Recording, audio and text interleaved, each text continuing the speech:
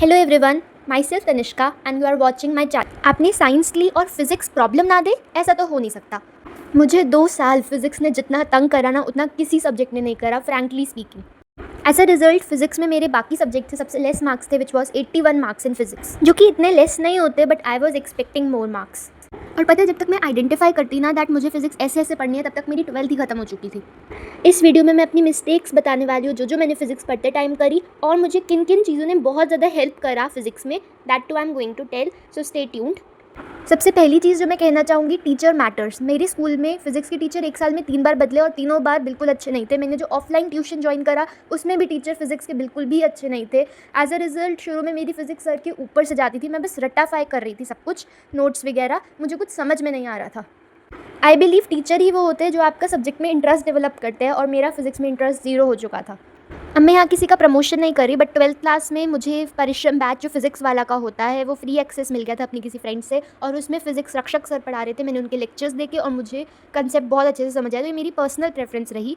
और आपको अगर बैच नहीं परचेज़ करना, फ्री वगैरह, मैं कह भी नहीं रही कुछ परचेज़ करने को, मैं कह रही हूँ उनका चैनल है यूट्यूब पे, रक्षक सर साइंस का, उसमें वो 12th की फिजिक्स भी पढ़ाते हैं, यूट्यूब चैनल है, आप उसको चेकआउट ज़रूर से करना। मुझे बहुत हेल्प मिली उससे पर्सनली। और सेकंड चीज़ जो थी, उमेश राजौरिया, फिजिक्स विद उमेश राजौरिया। कोई पर्टिकुलर टॉपिक देखना था तो इनका बहुत हेल्प कर रहा था, और पूरा चैप्टर देखना था तो रक्षक सर का। It was helping me a lot, really a lot. मुझे आज तक जो फिजिक्स समझ नहीं आती थी, मुझे इन्हीं से ही समझ आई है, और मैं अपना सारा फिजिक्स का क्रेडिट इन्हें ही दूंगी, टू बी ऑनेस्ट। अगर आपको ऑलरेडी स्कूल ट्यूशन में अच्छे टीचर मिल रखे हैं तो किसी का चैनल देखने की ज़रूरत नहीं है, बस टीचर का अच्छे से लेक्चर अटेंड करो, बस दैट्स इट। अब जो सेकंड चीज़ कहना चाहूँगी, नोट्स अच्छे से बनाओ, प्रॉपर्ली बनाओ, इसमें कोई लेजीनेस मत करो। आप ऑफलाइन पढ़ रहे हो, ऑनलाइन पढ़ रहे हो, जिस भी टीचर से पढ़ रहे हो, नोट्स आपके प्रॉपर होने चाहिए। एक नोटबुक लो, उसी में अपने सारे नोट्स बनाओ, इधर उधर रिसोर्सेज मत करो, एक ही कॉपी में बनाओ, और उसी कॉपी को, जैसे कहते हैं ना, घोल के पी जाओ। उसी कॉपी को जब भी एग्जाम है, प्री बोर्ड है, कुछ भी है, वही कॉपी रहेगी आपकी थ्योरी और डेरिवेशन कवर करने के लिए। न्यूमेरिकल्स का भी बाद में बोल रही हूँ, थ्योरी और डेरिवेशन को उसी कॉपी से करना। अब तीसरी सबसे मोस्ट इंपॉर्टेंट चीज़, न्यूमेरिकल्स। फिजिक्स न्यूमेरिकल के बिना तो अधूरी रह जाएगी, और जब बोर्ड एग्जाम हार्ड बनाना होता है तो वो ज़्यादा न्यूमेरिकल डाल देते हैं, डेरिवेशन कम डालते हैं। अब न्यूमेरिकल कहाँ से करें? देखो, सबसे पहली बात, एनसीईआरटी के सॉल्व सारे एग्जाम्पल्स और बैक एक्सरसाइज, इतना ही कर लोगे ना, this is more than enough for CBSE. I am telling, JEE NEET नहीं जा रही मैं, एनसीईआरटी के सॉल्व एग्जाम्पल और बैक एक्सरसाइज बहुत है। और उसके बाद भी आपको लगे ना, पीवाईक्यू कर लो न्यूमेरिकल में। अपने एक्सपीरियंस से बता रही हूँ, पीवाईक्यू आप देखोगे एनसीईआरटी की ही है मोस्टली, और बाकी जो नहीं है वो फॉर्मूला बेस्ड है। जितनी ज़्यादा प्रैक्टिस करोगे न्यूमेरिकल की उतना कम है, इसमें तो यही वाला सीन रहता है। और अगर आपके पास अभी भी टाइम बच रहा है कि एनसीईआरटी के न्यूमेरिकल हो गए, चलो पीवाईक्यू भी हो गया, अब भी बच रहा है, कोई किसी के पास अभी भी टाइम बचता है, तो मैं कहूँगी फिर कि एसएल अरोड़ा बुक आती है, जो मैंने भी यूज़ करी। मैं तो जब भी मेरे को बोर हो जाती थी बाकी सारे न्यूमेरिकल करके, तब मैं उस बुक की करती थी। Otherwise they are not much important, जितने आप पीवाईक्यू और एनसीईआरटी के न्यूमेरिकल्स है वो ज़्यादा इंपॉर्टेंट है। ये वाली एसएल अरोड़ा बुक जो मैंने यूज़ करी थी, लाइब्रेरी से इशू होती है, लाइब्रेरी से करा लो। इसमें थ्योरी और न्यूमेरिकल बहुत अच्छे दे रखे हैं, no doubt board exam focused भी है, और एक्स्ट्रा भी आपका कंसेप्ट क्लियर होगा। Again, no promotion, my personal preference. पर एक्चुअली ना इतना टाइम नहीं होता, हम एनसीईआरटी ही कर ले और पीवाईक्यू ही कर ले, वो ही सफिशिएंट होता है। बट किसी के पास टाइम बच्चा तो वो ये ज़रूर से देख सकता है कि अगर कोई हेल्प बुक पूछ रहा है मुझसे फिजिक्स की, तो मैं सिर्फ इसी का नाम लूँगी बोर्ड्स के लिए। ना नेक्स्ट थिंग इज़ डायग्राम। अब आप सोचोगे कि फिजिक्स में डायग्राम क्यों बोल रही हो, बायोलॉजी में बोलो या किसी और सब्जेक्ट में बोलो, समझ आता है, फिजिक्स में क्यों?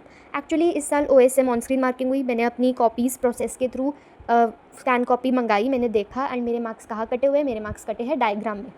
नाउ डायग्राम मैंने अच्छा बना रखा था, but what they were expecting is the ones which were made in NCERT, the one which were in the marking scheme of CBSE, PYQ वगैरह में, जो सीबीएसई बोल रहे हैं वैसा डायग्राम चाहिए उन्हें। मेरे डायग्राम में नंबर काटे हुए।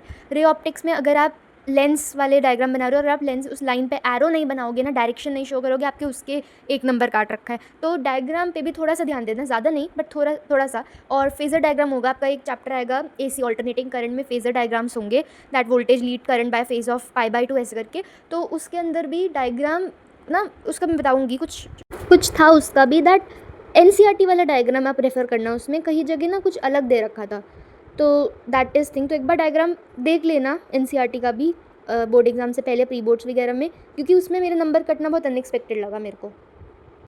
ओके, देन लास्टली पीवाईक्यू कर लेना याद से। नवंबर स्टार्टिंग में प्री बोर्ड से पहले सैम्पल पेपर की बुक खरीदने में कोई वो नहीं है, पैसे खर्च हो रहे, इन्वेस्टमेंट है एजुकेशन पे तो। और सैम्पल पेपर से ज़्यादा जिसमें पीवाईक्यू हो वो लेना, नहीं तो सीबीएसई की साइट पे पीवाईक्यू ज़रूर से करके जाना। कहते हैं बच्चे 2026 का बोर्ड एग्ज़ाम फिर भी ईजियर आया है, 2025 का बहुत डिफ़िकल्ट था, तो वो देख लेना एक बार। सेट्स अलग अलग सेट होते हैं, तो वो भी देख सकते हो आप। एंड फिज़िक्स में ना मैं बोलूँ तो मेन चीज़ है न्यूमेरिकल्स, जो आपको PYQ से आइडिया अब मिल जाएगा कि कैसे न्यूमेरिकल आ रहे हैं और आपसे कौन से सॉल्व नहीं हो रहे। और एक बहुत इंपॉर्टेंट चीज़ जो मैंने इंग्लिश की वीडियो में बोली थी कि आप अपने टेस्ट पेपर्स को एनालाइज़ करो। आपका प्री बोर्ड हुआ, हाफ ईयरली हुआ, उसमें जो न्यूमेरिकल्स है कौन से टाइप के गलत हो रहे हैं, कौन से चैप्टर से वो आ रहे हैं जो मैंने गलत कर दिए, फॉर्मूला बेस्ड थे या कौन सा कॉन्सेप्ट लग रहा है। एक बार फिर वापस से विजिट ज़रूर करा करो अपने जो चेक्ड पेपर्स होते हैं, जो टीचर चेक करके दे देती है कि कहाँ गलती हो रही है। और रफ़ कॉपी एक वो होती है ना, एक कॉपी छोटी सी बना लो। मैंने स्टार्टिंग में बनाई थी बट मैं उसे मेंटेन नहीं कर पाई, कि उसमें मैं मिस्टेक्स लिख देती थी और एग्ज़ाम से पहले 2 दिन पहले मैं देख लेती थी कि मुझसे ये मिस्टेक्स होती है, तो मैं ये अवॉइड करूँगी। जैसे यूनिट्स की भी मिस्टेक होती है ना, कि मीटर को सेंटीमीटर वगैरह, तो वो मिस्टेक्स देखनी। So that's it for this video. Please like, share, comment and subscribe to my channel. कोई और हेल्प चाहिए you can let me know, किसी और सब्जेक्ट में चाहिए, किसी और टॉपिक पे वीडियो चाहिए, I really like when you all comment. And ये वीडियो भी मैंने कमेंट पे बनाई थी कि फ़िज़िक्स में हेल्प चाहिए, so I made this. Okay, so thank you everyone and bye bye.